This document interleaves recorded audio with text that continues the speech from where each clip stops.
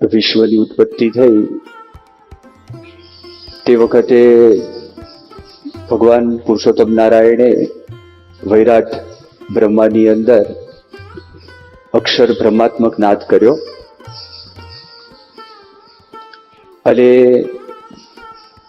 પછી વૈરાટ બ્રહ્માની અંદર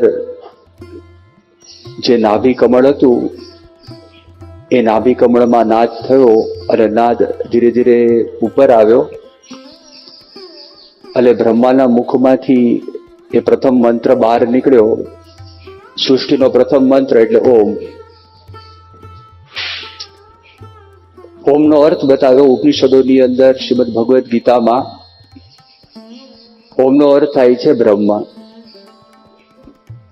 ઉપનિષદોની અંદર પરબ્રહ્મ માટે પણ બ્રહ્મ શબ્દ વપરાયેલો છે.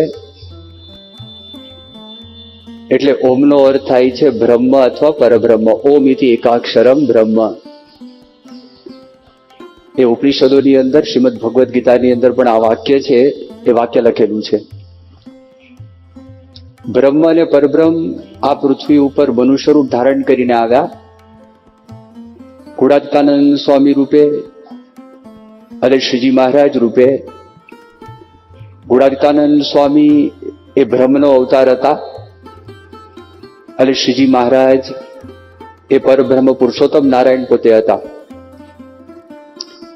અને સ્વામિનારાયણનો અર્થ પણ એ જ થાય છે. સ્વામી એટલે ગુણાતીતાનંદ સ્વામી અને નારાયણ એટલે સહજાનંદ સ્વામી. સ્વામિનારાયણ એટલે બ્રહ્મ અને પરબ્રહ્મ, અક્ષર અને પુરુષોત્તમ, આત્મા અને પરમાત્મા, આનો અર્થ થાય છે. આપણા મનમાં પ્રશ્ન થાય, આ અર્થ થયો કેવી રીતે? તો સ્વામિનારાયણ મંત્રનો ઇતિહાસનો આપણે જો વિચાર કરીએ તો આપણને ખ્યાલ આવે. હમણાં આપણે સ્કીટ જોઈ, એ સ્કીટની અંદર એવો ઉલ્લેખ કરવામાં આવ્યો કે રામાનંદ સ્વામી જયારે ધામમાં ગયા, 14મા દિવસે શ્રીજી મહારાજે આ મંત્ર આપ્યો.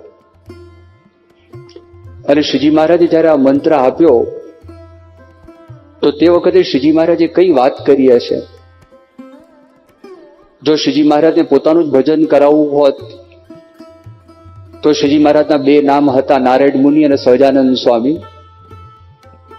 તો નારાયણ મુનિ અથવા તો સહજાનંદ ભજન કરાવી શક્યા હોત. જો શ્રીજી મહારાજને ફક્ત રામાનંદ સ્વામીનું ભજન કરાવવું હોત તો રામાનંદ પણ ભજન થઈ શકત.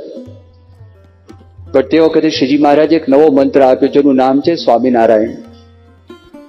શું કહ્યું હશે? ત્યાર પછીની જે ઘટના બને છે એના પરથી આપણને ખ્યાલ આવે છે શ્રીજી મહારાજે 14મા દિવસે જેને પૂછ્યું હશે એને જવાબ શું આપ્યો હશે. પ્રસંગ એવો બને છે કે રામાનંદ સ્વામીનું દુઃખ ધામમાં ગયા હતા એટલે કચ્છના હરિભક્તોના મનમાં બહુ હતું. એટલે એમનું દુઃખ હળવું થાય એના માટે મુક્તાનંદ સ્વામીને શ્રીજી મહારાજે કચ્છની અંદર મોકલેલા હતા. અને શ્રીજી મહારાજે સોરઠના પ્રદેશમાં વિચરણ કર્યું અને શ્રીજી મહારાજના દર્શનથી, મહારાજની ચાકડીના અવાજ સાંભળવાથી, શ્રીજી મહારાજે જે પુષ્પ ધારણ કર્યું હોય એ પુષ્પ સૂંઘવાથી, માળા ધારણ કરી હોય એ માળા છે એ પહેરવાથી, અથવા તો ફક્ત નામ જ સ્વામિનારાયણ નામ બોલે તો પણ ઘણા બધા લોકોને સમાધિ થઈ જતી.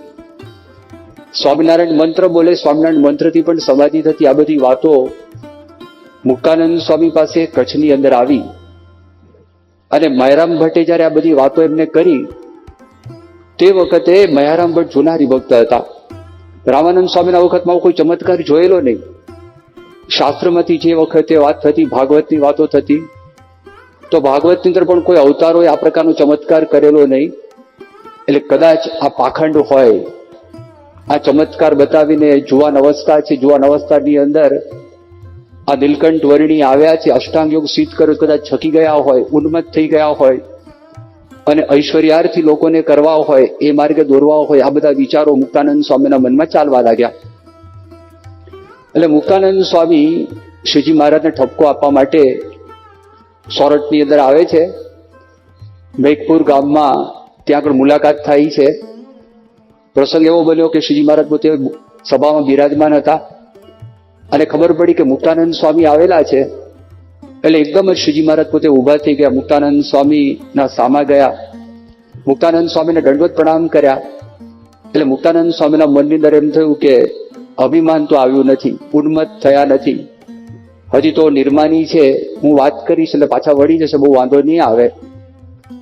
પછી જયારે જમવાનો સમય થયો તો તે વખતે શ્રીજી મહારાજે એમને પોતાના માટે જે બાજોટ મૂકેલો તેમના પર બેસાડી દીધા.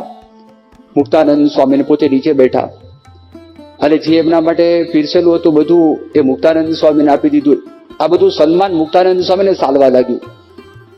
મુક્તાનંદ સ્વામીને એમ થયું કે આ સહજાનંદ આટલું બધું મારું સન્માન કરે છે, એ ખૂંચવા લાગ્યું કે હમણાં આપણે જમી લઈએ, બોલવું નથી, જમ્યા પછી શાંતિથી વાત કરીશું અને ઠપકો આપીશું.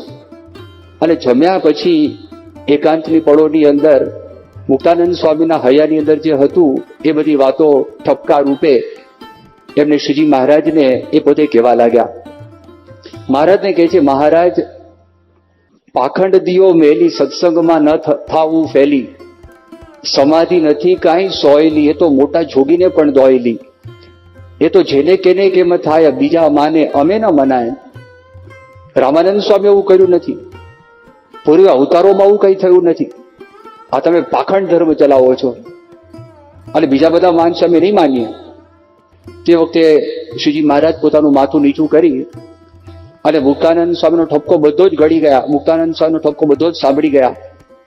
બહુ ધીરે રહીને, બહુ નરમાશથી, એકદમ નિર્માની પડે શ્રીજી મહારાજે વાત કરી કે અમે બીજું કંઈ કરતા નથી, બધા ભેગા થઈને રામાનંદ સ્વામીનું ભજન કરીએ છીએ. અને એ ભજનમાંથી કંઈક થઈ જાય છે, તમારે પૂછવું હોય તો તમારા સેવક સંદાસને પૂછી જો. હવે આવી જયારે વાત કરી અને સંદાસી ત્યાં જ હતા, શ્રીજી મહારાજે દ્રષ્ટિ કરી, સમાધિ થઈ. એટલે સમાધિની અંદર રામાનંદ સ્વામીના દર્શન થયા, શ્રીજી મહારાજના દર્શન થયા. રામાનંદ સ્વામી શ્રીજી મહારાજની સ્તુતિ કરે તેવા દર્શન થયા, અનંત અક્ષર મુક્તોના દર્શન થયા. સમાધિમાંથી જાગ્રત થઈને મુક્તાનંદ સ્વામીને વાત કરી કે સ્વામી, આ વાત સાચી છે, તમે આ માનો. રામાનંદ સ્વામીને 24 અવતારો શ્રીજી મહારાજની સ્તુતિ કરતા તેવા મને દર્શન થયા છે, માટે આ વાત ખોટી નથી. અને મુક્તાનંદ સ્વામીના બીજા 2 શિષ્યો હતા, એક જેઠો કરીને હતા, એક માધવદાસ કરીને હતા. એ બંને પછી આવીને વાત કરી કે આ શ્રીજી મહારાજ સાચા છે, સમાધિ સાચી છે, તમે ખોટું માનતા નહીં. રામાનંદ સ્વામી કહી ગયા છે. રામાનંદ સ્વામી ઉલટાનું સમાધિમાં એવું કે છે, મુક્તાનંદ સ્વામી કેમ માનતા નથી, મારા શબ્દો મુક્તાનંદ સ્વામી કેમ ભૂલી ગયા, એમ કરીને ઠપકો આપે છે. મુક્તાનંદ સ્વામીના મગજની અંદર ગડમથલ શરૂ થઈ અને ત્યાંથી પછી કાલવાણી જાય છે. અને કાલવાણી ખાખરાના વનમાં રામાનંદ સ્વામી દર્શન દે છે. ત્યારે બધી ભ્રમણા ભાગી જાય છે. બધા 4 પદો લખ્યા, ભ્રમણા ભાંગી રહ્યો હૈયાની, આરતી બનાવે છે, જય સદગુરુ સ્વામી. પણ એ જે વાત કરી મુક્તાનંદ સ્વામીને, અમે બધા ભેગા થઈને રામાનંદ સ્વામીનું ભજન કરાવીએ છીએ, તેમાં કંઈક થાય છે. ભજન કોનું હતું? સ્વામિનારાયણ. રામાનંદ સ્વામીનું ભજન તો હતું નહીં. તો મુક્તાનંદ સ્વામીના મનમાં તે વખતે પ્રશ્ન નહીં થયો હોય, આ સ્વામિનારાયણ સ્વામિનારાયણ કરો છો ને તમે બોલો છો રામાનંદનું ભજન કરાવે છે, કેમ મેળ બેસે? તો શ્રીજી મહારાજે મુક્તાનંદ સ્વામીને શું કહ્યું હશે? રામાનંદ સ્વામી ઉદ્ધવનો અવતાર હતા, એમાં કૃષ્ણ રહેલા હતા. તે વખતે અનુમાનથી એવું કહી શકાય ને, આપણે બધા સદગુરુ સંતો અને ગુરુ પરંપરા દ્વારા આપણને જે જ્ઞાન પ્રાપ્ત થયું છે, એ લોકો એવી વાત આપણને સમજાવે છે કે તે વખતે શ્રીજી મહારાજે મુક્તાનંદ સ્વામીને એવી વાત કરી કે આ સ્વામી એટલે રામાનંદ સ્વામી, અને એમાં કૃષ્ણ રહ્યા છે, નારાયણ એટલે સ્વામિનારાયણ, ભક્ત સહિત ભગવાન છે, એનું આ ભજન છે. હવે એ વાત થઈ, પણ ખાખરાના વનમાં જયારે દર્શન થયા, ખબર પડી રામાનંદ સ્વામી તો શ્રીજી મહારાજ છે. એટલે આરતી બનાવી, જય સદગુરુ સ્વામી પ્રભુ જય અંતર્યામી, એ વાત થઈ ગઈ. અને સંવત 1867ની સાલમાં ફૂલદોલનો ઉત્સવ સારંગપુરમાં થયો. અને તે વખતે જયારે શ્રીજી મહારાજ પેલી છડી ગુણાતાન સાંજ છાતીમાં અડાડી અને કબીરની હોરી બોલાઈ, કોટી કૃષ્ણ જોડે હાથ, કોટી વિષ્ણુ નમે માત, કોટી બ્રહ્મા કથે જ્ઞાન, કોટી શંકર ધરે ધ્યાન, સદગુરુ ખેલે વસંત. એવા સદગુરુ કોણ? બધાએ વાત કરી, મહારાજ આપ. શ્રીજી મહારાજ કેવા સદગુરુ તો ગુણાતાન સ્વામી છે, અને હું તો પૂર્ણ પુરુષોત્તમ ભગવાન છું. જ્યારે ખબર પડી સદગુરુ તો આ છે, તો સ્વામી તો આ થયા, અને નારાયણ થયા શ્રીજી મહારાજ. સ્વામિનારાયણ નો અર્થ એ થાય કે સ્વામી એટલે ગુણાતાન સ્વામી, નારાયણ એટલે શ્રીજી મહારાજ. આખો ઇતિહાસ છે. અને ફક્ત આપણી પરંપરામાં આપણને કદાચ પ્રાપ્ત થયું હોય તો કદાચ કોઈક માણસના મનમાં, બહારના માણસમાં, અહીંયા આગળ જે સત્સંગી માત્ર તેના મનમાં કોઈ શંકા છે જ નહીં. એમને ગુરુના વચનમાં વિશ્વાસ છે. થોડી બુદ્ધિ વાપરે તો એ ખબર પડે આ સ્વામિનારાયણ નવું ઇન્ટ્રોડ્યુસ કરવાની કોઈ જરૂર હતી જ નહીં. આ ઇન્ટ્રોડ્યુસ કર્યું જ કેમ? તો કંઈક રહસ્ય હોવું જોઈએ, કંઈક તત્વ સમાયેલું છે, કંઈક સત્વ સમાયેલું છે, તો આ બને, બાકી બની શકે નહીં. અસંભવ વસ્તુ છે. પણ કદાચ બહારના કોઈ વ્યક્તિ કે ખાલી તમારા સંપ્રદાયમાં, મીન્સ તમારી પરંપરામાં આ વાત છે, એવું નથી. અદ્ભુતાનંદ સ્વામીની વાતો છે, શ્રીહરિની અદ્ભુત વાર્તાઓ અદ્ભુતાનંદ સ્વામી લખી છે. 3જા પાના ઉપર અદ્ભુતાનંદ સ્વામી રામાનંદ સ્વામી ધામમાં ગયા ત્યાર પછીના 14માનો જ પ્રસંગ છે, એનું પોતે વર્ણન કરે છે. એમાં વાત કરી તે વખતે ભજન કેવું થતું? રામકૃષ્ણ ગોવિંદ ભજન થતું, હરે ગોવિંદ ભજન થતું, હરે નારાયણ ભજન થતું. એવા બહુ નામવાળા ભગવાનનું ભજન થતું હતું. એને અળસાવીને, એને બંધ કરાવીને સ્વામિનારાયણ એ 2 નામ સાર્થક, 2 નામ વાળું ભજન, શુભ ભજન એ શ્રીજી મહારાજે ચલાવ્યું. એનો અર્થ એવો તો તે વખતે પણ શ્રીજી મહારાજે વાત કરી તો જ બીજા પરમહંસોની વાતોમાં આવે. અને આ પુસ્તક છપાયું છે, વડતાલ તરફ છપાયું છે. સાથે હરજીવનદાસ એને એડિટર હતા. ઘણી બધી વાતો એમને એડિટ કરી નાખેલી છે, પણ બધી વાતો અમુક રહી ગઈ છે. અને રહી ગયેલી વાતો આપણી પાસે અહીંયા આગળ આવે ત્યારે આપણને ખબર પડે છે આ વાત છે, વાત સાચી છે. ગુણાત્માનંદ સ્વામી એક વખત જુનાગઢમાં હતા, અને જુનાગઢમાં સ્વામી કોઠારની અંદર ત્યાં આગળ એક જેતપુરના સુથાર હતા, માધા સુથાર. એમને કોઠારમાં લઈ ગયા અને કોઠારમાં લઈ જઈને વાત કરી કે તમારો પગાર બહુ ચડી ગયો, 80 રૂપિયા પગાર, તો પગાર તમે લઈ લો. માધા સુથારે હાથ જોડીને વાત કરી કે સ્વામી મારે પૈસા જોઈતા નથી, ભલે પગાર ચડી ગયો, મારે જોઈતા નથી, મને તમારો સિદ્ધાંત કહો. ગુણાત્માનંદ સ્વામી બહુ રાજી થઈ ગયા.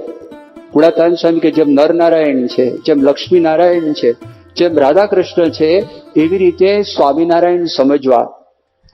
અને પછી ગુણાત્માનંદ સ્વામી એવું બોલ્યા કે શ્રીજી મહારાજની સાથે અમારું ભજન થાય છે એટલું તમે સમજશો, આમાં બધો સિદ્ધાંત આવી ગયો.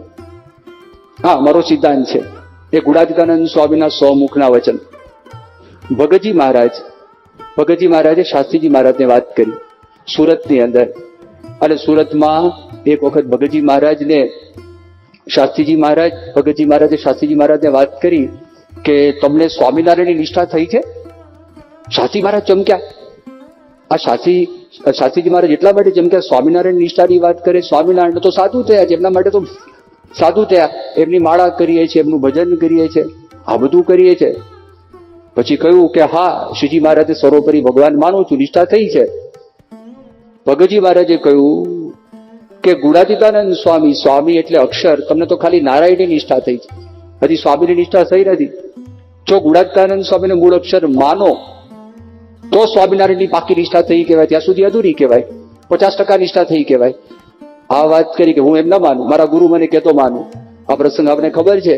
એમના ગુરુ, એમના મુખે ભગતજી મહારાજે વાત કેવડાવી અને શાસ્ત્રીજી મહારાજ પલંગ નીચે સંતાઈ ગયા અને બહાર નીકળ્યા. અને આ પ્રસંગ શાસ્ત્રીજી મહારાજના જીવન ચરિત્રની અંદર વિગતથી આ પ્રસંગ આપેલો છે. હવે આ વાત શાસ્ત્રીજી મહારાજના હાથમાં આવી અને શાસ્ત્રીજી મહારાજ બધું પ્રવર્તન કર્યું. અક્ષર પુરુષોત્તમના મંદિર કર્યા, સ્વામી અને નારાયણ છે એના મંદિર બનાવ્યા. અને 1938ની સાલમાં સ્વામિનારાયણ પ્રકાશ એનો પ્રારંભ થયો.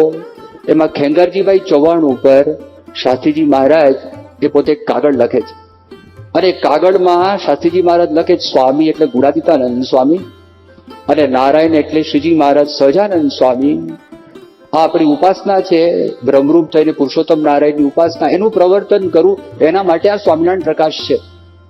એનો હેતુ શું છે આ તો મેં તમને એક વાત કરી. બીજી બધી વાતો પણ શાસ્ત્રીજી મહારાજ એ પત્રમાં લખેલી છે. સુરત ભાવની વાત છે, નિયમ ધર્મની વાત છે, એ બધી વાતો પણ શાસ્ત્રીજી મહારાજ આ પ્રથમ પત્રની અંદર લખેલી. યોગીજી મહારાજ તો જુનાગઢથી આવેલા હતા. અને યોગીજી મહારાજ ગામડે ગામડે જાય, બાળકોની સભા થાય અને આ ધૂન શરૂ કરે, સ્વામી અને નારાયણ અક્ષર અને પુરુષોત્તમ, સ્વામી તે ગુણાતીત સ્વામી પુરુષોત્તમ સહજાનંદ સ્વામી. આ બાળ મંડળની અંદર બધા ગળથુથીમાં યોગી બાપા સંસ્કાર આપતા. અને આજે આપણે પ્રમુખ સ્વામી મહારાજનો વિચાર કરીએ તો પ્રમુખ સ્વામી મહારાજે તો મંત્ર મહોત્સવ 2021 સાલમાં ગરડાની અંદર ધામધૂમપૂર્વક કર્યો. 81ની સાલમાં, 85ની સાલમાં, 92ની સાલમાં મંત્ર મહોત્સવમાં કરોડોની સંખ્યાની અંદર હરિભક્તોએ સ્વામિનારાયણ મંત્ર છે એની બધી પોથીઓ ભરી, એના મોટા મોટા યજ્ઞ થયા. અને તે વખતે પણ આ મંત્રનો અર્થ શું થાય છે એની વિગતથી સમજણ ગામડે ગામડે, શહેરે શહેરે, દેશ પરદેશની અંદર બધા લોકો પાસે આ સમજણ છે સમજણ પહોંચાડી. એક વખત પ્રમુખ સ્વામી મહારાજને પૂછવામાં આવ્યું કે ભગવાનના જન્મંગલ નામાવલીમાં 108 નામ છે, એ 108 નામમાંથી સૌથી વધારે તમારું પ્રિય નામ કયું? જો તમે કદાચ ખ્યાલ હશે, સ્વામિનારાયણ પ્રકાશની અંદર લેખ આવતા, સદગુરુ સંતોના પણ લેખ આવતા કે તમને જે પ્રિય નામ હોય, દાખલા તરીકે તપઃ પ્રિયાય નમઃ કોઈ પસંદ કરે, એના આધારે પછી શ્રીજી મહારાજ ને તપનું વાલવું હતું ને મહારાજે તપનું પ્રવર્તન, એ બધી વાત આવે.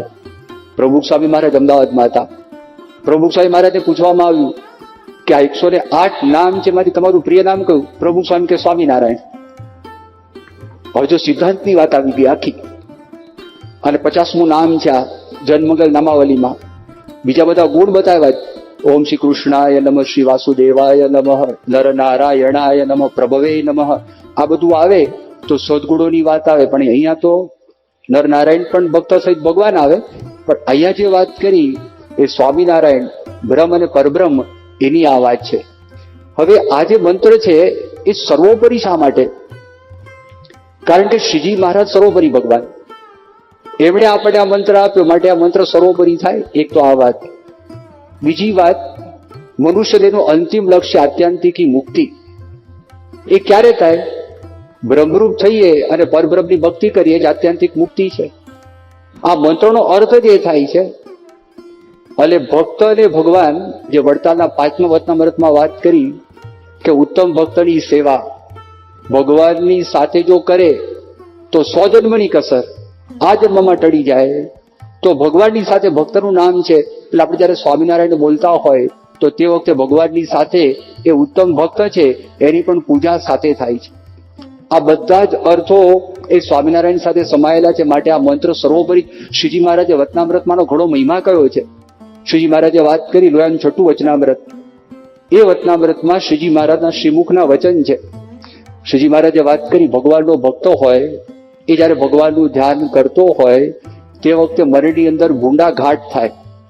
પણ ભૂંડા ઘાટ કેવા થાય એનું વર્ણન કર્યું છે. જેમ સમુદ્રની અંદર લોટ ઉછળે, સમુદ્રની અંદર મોજાઓ આવે. આ સુનામી જાપાનની અંદર આવ્યો, 10 મીટર, 12 મીટર, 13 મીટરનો એ જે મોજા, 35 ફૂટ 36 ફૂટના મોજાઓ આવે.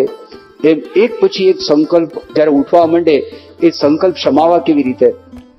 તો તે વખતે શ્રીજી મહારાજ કહે છે કે ઉચ્ચ સ્વરે તાળી વજાડીને નિર્લજ થઈને સ્વામિનારાયણ મંત્ર છે બોલવા લાગુ. અલે હે દયાનિધિ, હે કૃપા સિંધુ, એમ ભગવાનની સ્તુતિ કરવી. મુક્તાનંદ સ્વામી અધિક મોટા સંતોના નામ દઈને પણ સ્તુતિ કરવી. તો મનના બધા જ ભૂંડા ઘાટ માત્ર છે ને શમી જાય એટલી બધી તાકાત એ મંત્રની અંદર છે. એ શ્રીજી મહારાજ પોતે આ વચનામૃત 6માં વાત કરે. બીજું વચનામૃત છે ગરડા પ્રથમ પ્રકરણનું 56મું વચનામૃત. એ વચનામૃતમાં છેલ્લી લીટીમાં મહારાજ વાત કરે છે. શ્રીજી મહારાજે વાત કરી કે જો અંત ઘડીએ સ્વામિનારાયણ મંત્રનું ઉચ્ચારણ થાય તો એ ગમે તેવો પાપી હોય એ બધા પાપ થકી મુકાય અને ભગવાનના ધામને પામે, એવું એ સ્વામિનારાયણ મંત્રની અંદર બળ છે. આ ઉપાસનાની વાત કરી એ વચનામૃતમાં એટલી બધી તાકાત છે. ગુણાધિકાનંદ સ્વામીની વાતોમાં તો ઘણો બધા ઉલ્લેખો સ્વામી પોતે કરેલા. મૂંઝવણ આવે તો શું કરવું? જેમ બાળક માતાને વળગી પડે એમ આપણે સ્વામિનારાયણ સ્વામિનારાયણ સ્વામિનારાયણ કરવા લાગુ, ભજન કરવા લાગુ. મૂંઝવણ ટાળવાનો ઉપાય. અંતરમાં ટાળું રહ્યા કરે, ધગી ન જાય, એના બે ઉપાય, ભજન ને કરતા પડું. ભજન કહ્યું સ્વામિનારાયણ સ્વામિનારાયણ. બીજી હમણાં વાત કરી પ્રવક્તાએ કે સ્વામિનારાયણ મંત્ર જેવો બીજો કોઈ મંત્ર આજ બળ્યો નથી. અને એ મંત્રે કાળા નાગનું ઝેર છે એ ઉતરી જાય, વિષય ઉડી જાય અને બ્રહ્મરૂપ થઈ જવાય. કાળા નાગનું ઝેર શારીરિક તકલીફો દૂર થાય, વિષય ઉડી જાય, માનસિક તકલીફો દૂર થઈ જાય, બ્રહ્મરૂપ થાય, આત્માની બધી તકલીફો દૂર થઈ જાય. જન્મ મરણમાંથી મુક્ત થાય. એટલે જો કોઈ સ્વામિનારાયણ મંત્રનું ઉચ્ચારણ શ્રદ્ધાપૂર્વક કરે, શારીરિક તકલીફ, માનસિક તકલીફ અને આત્માની બધી તકલીફો દૂર થાય. એક મંત્રની અંદર ગુણાત્માનંદ સ્વામી કહી દીધું. યોગી બાપાને સાપ કરડેલો, ડાબા હાથની પહેલી આંગળી એમાં સાપ કરડ્યો, ઝેરી નાગ હતો, એટલું બધું કાતિલ ઝેર હતું. યોગીજી મહારાજ ક્યારેક ક્યારેક સભાની અંદર આંગળી બતાડતા. જયારે આ મંત્રનો મહિમા આવે, હવે એ આખું આખું ટેરું વાંકું વળી ગયું હતું. રાજવૈદ્ય વાત કરી, કોઈ માણસ બચી શકે નહીં. રાજકોટ લઈ જવા એવી પરિસ્થિતિ હતી નહીં. શાસ્ત્રીજી મહારાજે વિનંતી કરી કે કોઈ ડોક્ટરને બતાવો ને, તો જોગી બાપા ધાબા જતા રહેશે. સ્વામી કે કઈ જરૂર નથી, ડેરી પાસે લઈ જાઓ, બધા અખંડ ધૂન કરો. અને અખંડ ધૂન કરી, આ તો મૂર્તિમાન શાસ્ત્રીજી મહારાજના વખતના ઘણા હરિભક્તો હતા, સંતો હતા, જોગી મહારાજ પોતે હતા. અને જોગી મહારાજ આ બધું બતાવ્યું કે કાળા નાગનું ઝેર પણ ઉતરી જાય એવી સામર્થ્ય એની અંદર છે. જે હરિભક્તો શ્રદ્ધાપૂર્વક કરે છે એના જીવનમાં પણ આ લાભ થાય છે. અમદાવાદમાં ડોક્ટર મધુભાઈ છે. એ ડોક્ટર મધુભાઈ નાની ઉંમરની અંદર વિધુર થયેલા. એમના પત્ની ધામમાં ગયા. તે વખતે એમના દીકરા નાના હતા, તેજસ પટેલ. આજે બહુ મોટા કાર્ડિયોલોજીસ્ટ છે. સૌથી વધારે એન્જિયોપ્લાસ્ટી અને સૌથી વધારે એન્જિયોગ્રાફી કરનાર વ્યક્તિ એ ઇન્ટરનેશનલ જર્નલની અંદર તેજસ પટેલનું નામ છે. રેડિયલ એન્જિયોગ્રાફીનો પ્રારંભ એ તેજસભાઈ પટેલે કરેલો. હવે એમના પિતાજી મૂળ સોજિત્રાના. દર અઠવાડિયે એક વખત સોજિત્રા આવે અને ફર્સ્ટ એડ કીટ હોય, ફર્સ્ટ એડ કીટ લઈને ત્યાં આગળ આવે. જે કોઈ પેશન્ટ મફત જોઈ આપે, એની પાસે કોઈ પૈસા લે નહીં. એક વખત સોજિત્રા ગયેલા અને સોજિત્રામાં ફોન આવ્યો અને ત્યાં આગળ ગયા તો એ જે ભાઈ હતા એના પત્નીને હાર્ટ એટેક આવેલો. એમને જોયું બહુ સિરિયસ છે અને તાત્કાલિક એને પમ્પિંગ કરવું પડેલું, આપવું પડે એવું હતું. પરિસ્થિતિ એવી હતી. દવા લખી આપી, કીધું નજીકના ગામમાંથી દવા લેવા આવતા અડધો કલાક થઈ જાય, કરવું શું? એ જે ભાઈ હતા એ ભાઈએ વાત કરી કે કોઈ ઠેકાણે દવા લેવાની જરૂર નથી. તે વખતે આપણી પાસે જે ઓલ ઇન વન મૂર્તિ છપાયેલી જૂની એ મૂકી દીધી. અને સતત એમના પતિ ત્યાં હતા અને આપણે હાર્ટ ઉપર, ચેસ્ટ ઉપર દબાવવાનું શરૂ કરી દીધું. અને આ સ્વામિનારાયણ સ્વામિનારાયણ સ્વામિનારાયણ સ્વામિનારાયણ અડધો કલાક ચાલ્યું. મધુભાઈ કે પ્રથમ વખત મારી આંખ સામે મંત્રનો ચમત્કાર મેં જોયો. એ બેન સંપૂર્ણપણે સ્વસ્થ થઈ ગયા. થોડા વર્ષો પસાર થયા, એમને એક કોલ આવ્યો, આમંત્રણ આવ્યું કે પ્રમુખ સ્વામી મહારાજ સારંગપુરમાં છે ને માંદા પડ્યા છે, તો આપ આવશો? એને કીધું હું આવું. તે વખતે એમનો દીકરો તેજસ 12મા ધોરણમાં, 12 સાયન્સની પરીક્ષા, બોર્ડની પરીક્ષા. અને એમણે કીધું હું આવું, પણ સાંજે જોઈને પાછો જતો રહીશ. પ્રમુખ સ્વામી મહારાજે જોવા માટે ગયા. પ્રમુખ સ્વામી માંદા હતા, તાવ હતો. પ્રથમ દર્શને ડોક્ટર મધુભાઈને શાંતિનો શેરડો પડ્યો. શાંતિ શાંતિ થઈ ગઈ મનમાં ને હૃદયની અંદર. એમના મનમાં એમ થયું કે દર્દી હું છું કે આ છે, અને મારું દર્દ દૂર કરવા માટે મને બોલાવ્યા છે. બધું જોઈ લીધું, વાત કરી, વિનંતી કરી કે સ્વામી હું રજા લઉં છું, જઉં છું. પ્રમુખ સ્વામી મહારાજે ના પાડી. પ્રમુખ સ્વામી મહારાજે કીધું સવારે મારી પૂજા પતે પછી તમે જજો. બહુ સારું. સવારે પૂજા પતી અને સ્વામી પૂજામાં બોલાવ્યા, પ્રસાદીનો હાર ત્યાં પહેરાવ્યો, મધુભાઈને આશીર્વાદ આપ્યા. કીધું કે મારા દીકરાની આજે પરીક્ષા છે એટલા માટે મારે ગઈકાલે જવું હતું, એને થોડું બળ મળે એના માટે. સ્વામી કે બોર્ડમાં નંબર આવશે. આશીર્વાદ આપ્યા. તેજસ પટેલનો બોર્ડમાં 3જો નંબર આવ્યો 12 સાયન્સમાં. અને પછી બીજી મેડિકલ કોલેજમાં અભ્યાસ કર્યો, થ્રુ આઉટ ફર્સ્ટ આવ્યા, ગોલ્ડ મેડલ એમને પ્રાપ્ત થયો. આ બધું થયું. એમને પ્રતીતિ થઈ ગઈ સ્વામિનારાયણ મંત્રની અંદર. તો અત્યારે એમને જે ટેવ કાઢી છે, તો એ ટેવમાં વચ્ચે મધુભાઈ મળેલા, આ બધી વાતો એમને કરેલી. એ વ્યક્તિનું નિયમિત જીવન, સફેદ કપડા સિવાય કોઈ કપડા નહીં, જીવન નિયમિત, એક ધારું જીવન. સવારે ઉઠવાનું નિયમિત, સુવાનું નિયમિત. આપણે બધાને પ્રેરણા થાય, પ્રેરણા મળે એવું એનું જીવન. એ મંદિરે સવારે દર્શન આરતી ના કરે, સભાની અંદર આવીને બેસી જાય. સભામાં આવ્યા પછી એ પણ ઠાકોરજી પાસે જાય. ઠાકોરજીના દરવાજા બંધ થાય 12 વાગ્યા સુધી, 9 થી 12 સુધી 3 ખંડની અંદર સ્વામિનારાયણ સ્વામિનારાયણ મંત્ર ચાલુ. એમને એવી પ્રેક્ટિસ પડી ગઈ છે, સભામાં બેઠા હોય તો પણ સ્વામિનારાયણ મંત્ર ચાલુ હોય. આમ ગુણાત્માનંદ સ્વામી ના પાડી છે. ગુણાત્માનંદ સ્વામી કીધું છે કે નિયમની માળા સભામાં ન ફેરવી, તે વખતે કથા વાર્તા સાંભળવી. પણ એમણે કીધું કે ભગવાનની દયાથી મારો મંત્ર જાપ ચાલુ હોય છે ને મને કથા બધી સમજાય છે. જ્યારે હું ક્યારે બંધ કરું, કોઈ નવો પ્રસંગ આવે તો તે વખતે હું માળા એટલે જાપ બંધ કરું ને હું સાંભળું. બાકી જે પ્રસંગ મેં સાંભળી લીધો હોય એ પ્રસંગ માટે મારે આ બંધ કરવું પડતું નથી. પછી મેં બીજું પૂછ્યું, તમને અનુભવ કેવો થાય? કે સ્વામી કાયમ શાંતિ રહે છે, અખંડ શાંતિ, બીજી કોઈ તકલીફ છે જ નહીં, કાંઈ કરતા કાંઈ નહીં, નિરાજ છે, તૃપ્તિ છે. આ જો આ લાભ થાય છે. આપણે યોગીજી મહારાજની વાત કરી તો સાક્ષાત બ્રહ્મ હતા. આપણને સમજાવવા માટે કીધું તો જે સંતો, જે હરિભક્તો, કોઈ પણ XYZ બહારની વ્યક્તિ એ જો શ્રદ્ધાપૂર્વક કરીને જીવનમાં અવશ્ય લાભ થાય. અમદાવાદની અંદર એક યુવક છે અમરીશ પટેલ કરીને. અમરીશ પટેલના દાદા રસિકભાઈ આપણી સંસ્થાના જનરલ સેક્રેટરી હતા. અને એ રસિકભાઈના દાદા કુશાલ દાદા એ ભગતજી મહારાજના યોગમાં આવ્યા હતા, મૂળ નાર ગામના. હવે આ અમરીશ નિરમા એન્જિનિયરિંગ કોલેજની અંદર અભ્યાસ કરે અને એની અંદર બહુ સારો નંબર, આમનો પણ બોર્ડમાં નંબર આવેલો. કોમ્પ્યુટરની અંદર બહુ જ સારા માર્કે પોતે એન્જિનિયરિંગ બી કોમ્પ્યુટર એન્જિનિયર થયા. હવે એમના અંતરની અંદર માસ્ટર્સ કરવાની ઈચ્છા હતી, અનુસ્નાતક, પોસ્ટ ગ્રેજ્યુએશન. પણ એમને ME કરવું નહોતું, એને MSc કરવું હતું અને રિસર્ચ વર્ક કરવું હતું. એના એક મિત્ર હતા નયન કરીને.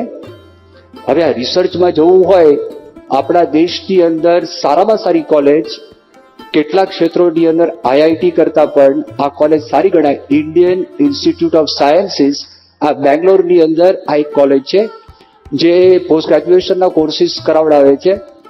અને બહુ જ IITમાં પણ તમને એડમિશન જો મળ્યું હોય પણ ત્યાં તમને એડમિશન પ્રાપ્ત ન થાય. તો અમરીશના મનમાં ઈચ્છા કે મને એડમિશન મળે, મારા મિત્ર નયન છે, નયનને પણ એડમિશન મળે એવી ઈચ્છા. બંને પ્રયત્ન કરતા હતા. એના માટે ઓપન એન્ટ્રન્સ એક્ઝામિનેશન આપવી પડે.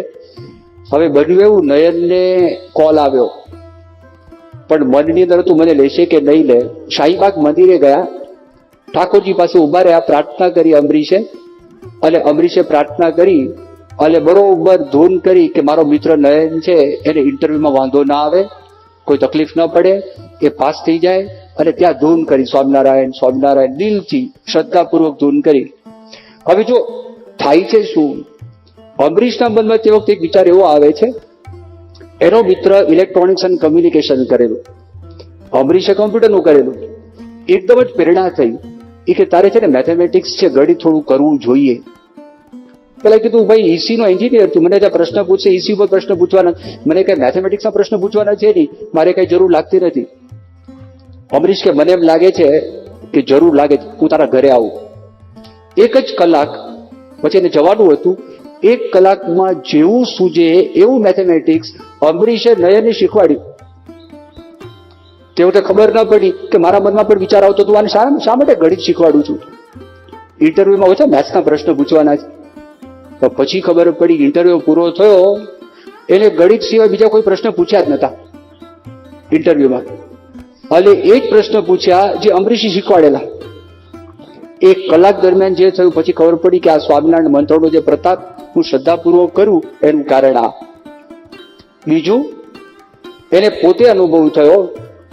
એટલે ત્યાં આગળ આજે રિસર્ચની મેં તમને વાત કરી ને, તો રિસર્ચની અંદર આખા દેશમાંથી લગભગ 400 થી 450 છોકરાઓને બોલાવે. એમાંથી માત્ર 4 કે 5 છોકરાની પસંદગી કરે. અમરીશને ઓપન એન્ટ્રન્સ પરીક્ષામાં જે નંબર આવેલો એ 375મો નંબર આવેલો. અને 450 છોકરાઓને બોલાવેલા હતા. એ 4-5માં હવે એને લેવાના હતા. અને ત્યાં આગળ ગયો કે મારો આધાર તો બાપા છે, શ્રીજી મહારાજ છે. ખૂણામાં જઈને ધૂન શરૂ કરી, સ્વામિનારાયણ સ્વામિનારાયણ સ્વામિનારાયણ સ્વામિનારાયણ જે શરૂ કર્યું. અને એ ધૂનના પ્રતાપે એટલો બધો આત્મવિશ્વાસ આવ્યો, મન એટલું બધું સ્થિર થઈ ગયું. અને હું જેવો ઉભો રહ્યો, ધર્મ આ જેને કે ને ધુરંધરો બધા હતા સામે, અને જે પ્રશ્ન પૂછે ફટાફટ જવાબ, એક પણ જવાબ ખોટો પડ્યો નહીં. આની પસંદગી થઈ અને ત્યાં આગળ માસ્ટર્સ એણે કર્યું. પણ બીજા વર્ષની અંદર આર્ટિફિશિયલ ઇન્ટેલિજન્સ ઉપર કર્યું. એક નવો જ વિષય હતો, નવા વિષયમાં નવેસરથી કરવાનું હતું. તે વખતે મૂંઝવણ હતી. એના બધા મિત્રોને થયું કે હવે અમરીશ છે, આમાં એને ફતેહ પ્રાપ્ત નહીં થાય. ફરી વખત સ્વામિનારાયણ ધૂનનો આશરો કર્યો અને જ્યાં ધૂન લગાવી, જ્યાં સ્મરણ કર્યું, એટલું સરસ પેપર ગયું. એના સાહેબે આ પેપર રીડ કરવા માટે અમેરિકામાં આર્ટિફિશિયલ ઇન્ટેલિજન્સની કૃત્રિમ બુદ્ધિ, એના પર એક બહુ મોટી પરિષદ હતી. એ પરિષદની અંદર કીધું તું જા અને આ પેપર છે, પેપરનું રીડિંગ કર, વાંચન કર. અને અમરીશ ત્યાં આગળ ગયો. હવે આજો આ લૌકિક વાત કરું છું, ભૌતિક પણ લાભ થાય છે, વિશેષ તો આધ્યાત્મિક છે, આધ્યાત્મિક લાભ પણ થાય. યોગી બાપા ગોલ્ડનની અંદર મહાપૂજા પછી 3 સંકલ્પ કરતા: સાધુ વધે, બીજો સંકલ્પ કરતા સત્સંગ વધે, ત્રીજો સંકલ્પ કરતા લક્ષ્મીના ઢગલા થાય. હકાકાચર કે 3 માંથી એક માએ આમાં કઈ થાય એવું લાગતું નથી. એક સાધુ આવે છે ને એક સાધુ જાય છે. પૈસા છે, પૈસા સિલકમાં 8 આનાનું રૂપિયાનું સિલક છે, એમાં ઠેકાણા નથી. અને સત્સંગમાં આ ગોંડલ અવડું મોટું મંદિર, પણ લોકો સત્સંગ કરવા માટે આવતા નથી. એ હકાકાચરે જોયું, એમને પ્રમુખ સ્વામી લંડન લઈ ગયા અને ત્યાં બધું સત્સંગ જોયો. અને 2006ની સાલમાં જયારે બોચાસણમાં શતાબ્દી ઉત્સવનો પહેલાનો જે ભાગ હતો એ આવ્યો. જ્યારે હકાકાચરને એમ થયું, એમનો દેહ રાખ્યો પડી જવાનો હતો, એની નજર સામે આ જોયું કે બ્રહ્માંડમાં સત્સંગ છે, એ થશે, લક્ષ્મીના ઢગલા થશે, સાધુ વધશે. આ બધી વાતો એ મૂર્તિમાન આપણને દેખાય છે. હમણાં જ કોઈ કે પ્રમુખ સ્વામીને વાત કરી કે શરૂઆતમાં તો આપ બધા યુવકોને મળતા, કિશોરોને મળતા, પર્સનલ ટચ હતો, આપનો સ્નેહ પ્રાપ્ત થતો, તે ઘણા લોકો સાધુ થવા માટે આવતા. અત્યારે તો દર્શન દુર્લભ છે. તો આ વખતે સાધકો નવા આવ્યા છે, 60 જણા આવ્યા છે. 60 નવા, 862 તો થઈ ગયા છે. યોગી બાપા સંકલ્પ કરીને કઈ ધૂન કરતા: સ્વામિનારાયણ, સ્વામિનારાયણ, સ્વામિનારાયણ. આ જ ધૂન, બીજી કોઈ ધૂન નહીં. આજે પ્રમુખ સ્વામી મારો તો વિચાર કરીએ, કોઈ પણ તમે જુઓ, એક જ શસ્ત્ર, બીજું કોઈ શસ્ત્ર નહીં. ઘણી વખત ને સ્વામી પૂજામાં કંઈક બોલતા હોય, પેલું મણકો ફેરવે, પછી પેલું પૂજાની અંદર પ્રસાદીનું વસ્ત્ર ડુબાડે, ત્યારે પૂછે કે શું બોલે છે? ત્યારે સ્વામી કીધું બીજું શું હોય? સ્વામિનારાયણ, સ્વામિનારાયણ, બીજું કઈ જ નહીં. આ જ બોલતા હોય છે. ભરૂચની અંદર આપણે એક હરિભક્ત, એને દીકરો નહીં. પ્રમુખ સ્વામી મહારાજે વિનંતી કરી કે સ્વામી મારે કોઈ દીકરો નથી. સ્વામી બોલે ને, સ્વામી કે જાઓ મહારાજ આપશે, પણ જો ખાલી બોલી લીધું એટલું નહીં, માળા શરૂ કરી.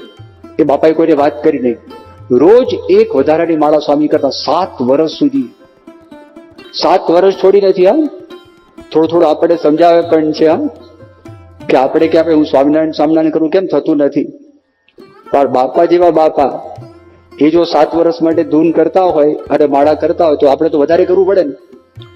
તો આ તમે જો, અને પછી દીકરો થયો, એમને પ્રાપ્ત થયો. મુંબઈમાં 1980ની સાલમાં ભગવાન સ્વામિનારાયણ દ્વિશતાબ્દી મહોત્સવ પહેલા 199મું વર્ષ એ ત્યાં ઉત્સવ કરવાનો હતો. હવે એ ઉત્સવમાં આપણે જમીન મળતી નથી. ચોપાટી ના પાડી સરકારે, આઝાદ મેદાનમાં મ્યુનિસિપાલિટી આપણને ના પાડી, ક્રોસ મેદાનમાં આપણને કોઈ ઠેકાણી જમીન મળે નહીં. હવે કરવું શું? બાપાએ સંતોને કીધેલું ધૂન કરજો. તે મુંબઈના સંતો રોજ રાતની સભા પછી 15 મિનિટ ધૂન કરવાનો નિયમ, એ ચાલુ ને ચાલુ, અને મળે નહીં. બાપા પણ ધૂન કરે. અને આપણને ખ્યાલ છે, ક્રોસ મેદાનની અંદર આપણને જમીન મળી. ગોવંશ ક્લબની જમીન હતી. 1980ની સાલની અંદર એ ત્યાં આગળ એક ધામધૂમપૂર્વક ઉત્સવ થયો. 1990ની સાલમાં પ્રમુખ સ્વામી લંડન હતા. રામ જન્મભૂમિ એનું ખાતમુહૂર્ત થવાનું હતું. બાપા ત્યાં હતા. બાપાને સમય ખબર હતો કે આ સમય થવાનું છે. લંડનમાં સવારે 4 વાગે. રાત્રે સ્વામીએ સંતોને વાત કરી, હરિભક્તોને વાત કરી. સવારે 4 વાગે બધા ઊભા થઈ અને હોલની અંદર ઠાકોરજી પાસે ધૂન કરવા માટે બધા આવી જજો. તો રાત્રે 12 પછી સૂતા હતા અને સવારે 4 વાગે બધા આવી ગયા અને ત્યાં આગળ ધૂન કરતા હતા. અને પ્રમુખ સ્વામી મહારાજ કોઈ એ સભામાં દેખાયા નહીં. એટલે અમુકના મનમાં એમ થયું કે બાપા તો દેખાતા નથી. અને 4:40 થઈને સ્વામી આવ્યા. 20 મિનિટ બધાની સાથે ધૂન કરી, 5 વાગ્યા સુધી ધૂન કરી. પછી યોગીચરણ સ્વામીએ વાત કરી. રૂમમાં 4 વાગ્યાના ઉઠેલા, રૂમમાં ધૂન કરતા હતા. એ જાગી ગયા હતા. અને નિર્વિઘ્નપણે પાર પડે, કોઈ તકલીફ ન પડે. જો રાષ્ટ્રીય કોઈ આપત્તિ આવી હોય એના માટે પણ સ્વામી ધૂન કરે. મહંત સ્વામીને જયારે એન્જિયોગ્રાફી કરાવી, મહંત સ્વામી તો અમેરિકા હતા, અને એન્જિયોગ્રાફીનો પ્રોસેસ ચાલુ હતો અને બધી નળીઓમાં બ્લોક હતો, પણ એકની અંદર હઠીલો બ્લોક હતો. એ ગમે તેટલો પ્રયત્ન કરે થાય જ નહીં. ડોક્ટરે મૂંઝાયા. ત્યાંથી ફોન કર્યો. મુંબઈમાં પ્રમુખ સ્વામી હતા, વોકિંગ કરતા હતા, અને તે વખતે ખબર પડી કે મોહનસન અત્યારે એન્જિયોગ્રાફી ચાલુ છે અને પેલું અંદર જતું જ નથી, હઠીલો બ્લોક છે. સ્વામી કે બધા અત્યારે આ બંધ કરો, ગાવાનું ધૂન શરૂ કરો. અને જેવી ધૂન શરૂ કરી ત્યાંથી 10 મિનિટમાં ફોન આવ્યો, એ મનોવર થઈ ગયો છે, પસાર થઈ ગયો છે, દાખલ થઈ ગયો છે તરત જ. એક જ આ છે ને શરણાગતિ છે. આપણે એમ લાગે કે આ લૌકિક વસ્તુની આપણે પ્રાપ્તિ કરી તેવું નથી. આશરાનું એક રૂપ છે. મારે વડતાલના 5માં કીધું, ન થાય તો કોઈ ધોખો નથી, પણ બીજે કોઈ આપણે હાથ લંબાવતા નથી. પણ આ જે પ્રસંગ બન્યો, અક્ષરધામ જો, જ્યારે અક્ષરધામની જમીન મળી, ક્યાં મળી? દિલ્હીની અંદર. 25મી મેનો દિવસ. અને પ્રમુખ સ્વામી મહારાજે જાંબુના બધા ઝાડવાઓ હતા, ત્યાં એક તંબુ બાંધેલો હતો. સંધ્યા આરતી કરી અને સંધ્યા આરતી પછી પ્રમુખ સ્વામી મહારાજે 9 સંકલ્પો કર્યા. એ 9 સંકલ્પો સિદ્ધ થયા છે. સર્વોપરી થાય. સ્વામી કે સરકારી દરબારી કોઈ અડચણો ના આવે, પાણીનો પ્રશ્ન છે હલ થઈ જાય, આ કામમાં સારા એન્જિનિયરો આપણને પ્રાપ્ત થાય. પાણીનો પ્રશ્ન એટલે જે યમુનાનું કાંઠો પાળો, ત્યાં પાળો બનાવવાનો હતો, એ કામ થઈ જાય. પ્રદર્શન સર્વોપરી થાય. હરિભક્તોને નાણાં ભીડ મટી જાય. જે લોકો અહીંયા આગળ આવે એને શાંતિનો અનુભવ થાય. આ બધા જ સંકલ્પો જેટલા પ્રભુ સ્વામી મહારાજે કર્યા, એ બધા જ સંકલ્પો સિદ્ધ થયા. સ્વામીએ ધૂન કરી. જો ચાલુ હતી. સુપ્રીમ કોર્ટની અંદર કેસ ચાલ્યો. પ્રમુખ સ્વામી હતા લંડનમાં, અને સુપ્રીમ કોર્ટમાં જયારે કેસ ગયો, સ્વામી કે ધૂન કરો. બધા મંદિરોની અંદર બધા સંતો હરિભક્તો એ ધૂનમાં લાગી ગયેલા. અને પ્રમુખ સ્વામી મહારાજ બોલેલા, પહેલે ધડાકે આ વાત નીકળી જશે. એ તો નીકળી ગયું, કામકાજ પૂરું થયું. પ્રમુખ સ્વામી દિલ્હી આવી ગયા, તો એ વિગ્રહોની પરંપરા ચાલુ હતી. ભૂકંપ થયો. પ્રમુખ સ્વામી અંદર હતા, નીચે ઉતર્યા, બરોબર અક્ષરધામની સામે 15 થી 20 મિનિટ ભગવાનમાં લીન થઈને એક તારથી સ્વામિનારાયણ સ્વામિનારાયણ સ્વામિનારાયણ. પછી થોડીક વાત કરી. પ્રમુખ સાહેબ મહારાજે ગમત કરી. સ્વામી કે આટલું બધું વજન આપણે શેષ નાગ ઉપર મૂકીએ તો હલે કે ના હલે? અને શેષ નાગ થોડોક હલ્યો, પણ વાંધો નહીં, હવે સ્થિર થઈ ગયું, હવે કઈ વાંધો નહીં આવે, કોઈ તકલીફ નહીં પડે. ત્યાં ધૂન કરી. દિલ્હીમાં બાપાના રોકાણ દરમિયાન બોમ્બ બ્લાસ્ટ થયેલો, અને સ્વામીને સમાચાર મળ્યા. સ્વામી કે બધા ભેગા થાવ અને ધૂન કરો, કોઈ વિઘ્ન ના આવે. બોમ્બ બ્લાસ્ટ બીજે થયો, આપણે તો બધા માણસો ભેગા થવાના હતા, ત્યાં પણ થઈ શકે. સ્વામી ધૂન કરાવડાવી. સાહેબ કે કરો ધૂન. વરસાદ પડ્યો, તે વરસાદ પડ્યો, બધા સાધનો લાઇટ દ્વારા આપણે જે કાર્યક્રમ કરવાના હતા, સ્વામી કે કરો ધૂન, વાંધો ના આવે અને સાધન બગડે નહીં, એમાં કોઈ તકલીફ ના પડે, કરો ધૂન. ધૂન કરાવડાવી. સ્વામી કરો. પછી એક બહુ મોટો સંકલ્પ એમણે કર્યો કે 3 મહાનુભાવો એક સ્ટેજ ઉપર ભેગા થાય. એ બને જ નહીં. રાષ્ટ્રપતિ, ભારતના પ્રાઇમ મિનિસ્ટર, વિરોધ પક્ષના નેતા, અને ચોથા 3નું કીધેલું, અને લેફ્ટનન્ટ ગવર્નર ચોથા આવેલા, 4 જણા જોશી કરીને. હવે આ કોઈ રીતે સેટ થાય નહીં. દેવના પ્રોટોકોલ જુદા, બંનેની સિક્યોરિટી જુદી. અને સ્વામી બધાને ભેગા કર્યા, મીટિંગ કરી. ઈશ્વર સ્વામી હતા, ધર્મોત્સવ સ્વામી બોલાવ્યા, આ બાજુ પેલા બ્રહ્મવિહારી સ્વામી મહેનત કરતા હતા, એમને બોલાવ્યા. આત્મ સ્વરૂપ સ્વામી હતા, બીજા બધા સંતો હતા, ભેગા કર્યા. સ્વામી કે કરો ધૂન, આ 3 ભેગા આવે. અને 3 ભેગા થયા, અને અલૌકિક ઉદ્ઘાટન, જબરજસ્ત ઉદ્ઘાટન થયું. જો આ બધી વાત કરી, આ તો મેં તમને કઈક વસ્તુ માટે, કોઈક મનોરથ હોય એના માટે, પણ કાંઈ ના હોય ને તો પણ સંતોને સ્વામી આદેશ, હરિભક્તોને આદેશ કરે કે ભજન કરતા કરતા જજો. 84ની સાલમાં ગોંડલમાં સંતોની શિબિર હતી. અજમેરા ફાર્મમાં એક ઉત્સવ હતો, એ પત્યો. સ્વામી કે બધા ચાલતા અત્યારે જવાના મંદિરે, ભજન કરતા કરતા જજો, આ આદેશ કર્યો. પછી 2003ની સાલમાં દિલ્હીમાં શિખરબંધ મંદિરની પ્રતિષ્ઠા 6મી ફેબ્રુઆરીએ થઈ, અને 9મી ફેબ્રુઆરીએ સંતો ગુજરાત તરફ જવાના હતા. સ્વામીને મળવા માટે આવ્યા. પ્રમુખ સ્વામી કે સંતો ભજન કરતા કરતા જજો ગાડીની અંદર. આ એમને આદેશ આપ્યો. વિજ્ઞાન સ્વામીએ ભજન કર્યું, એવો વેગ લગાડ્યો, ત્રણેય અવસ્થામાં ભજન થવા લાગ્યું. એનો અર્થ એવો થયો કે આપણે પ્રેક્ટિસ કરીએ તો સ્વપ્નની અંદર પણ ભજન થઈ શકે અને સુષુપ્તિમાં પણ ભજન થઈ શકે. અને એનાથી લાભ શું? શ્રીજી મહારાજ દૂર ના રહે, પ્રમુખ સ્વામી દૂર ના રહે, અંતરમાં અખંડ શાંતિ થાય.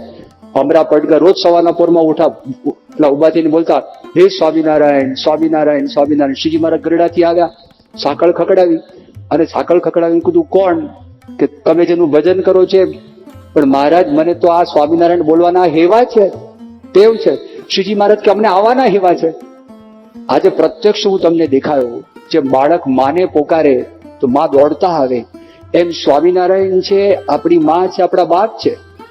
આપણે એને પોકારીએ છીએ, બાળક પોકારે, અને માં તો દૂર હોય, આ અણુ અણુમાં છે, બધે જ ઠેકાણે છે, બધે ઠેકાણે આપણો અવાજ સાંભળે છે. અને એ જો આપણે ટેવ પાડીએ તો ભગવાન આપણાથી દૂર ન રહે. અને જ્યાં ભગવાન છે ત્યાં આગળ શ્રી છે, સંપત્તિ, સુખ છે. આ લોક પર